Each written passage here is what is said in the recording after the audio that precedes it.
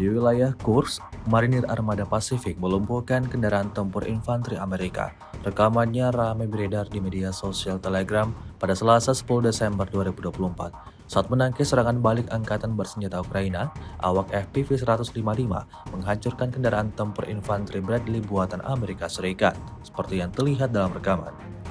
Akibatnya serangan tepat sasaran dan terjadi ledakan dahsyat.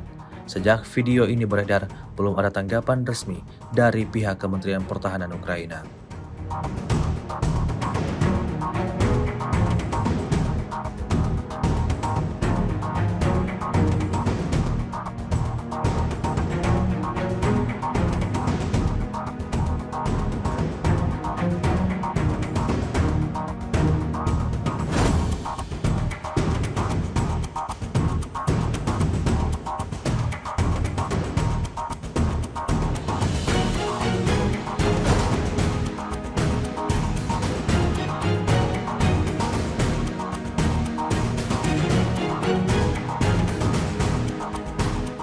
Download Tribun X sekarang, menghadirkan lokal menjadi Indonesia.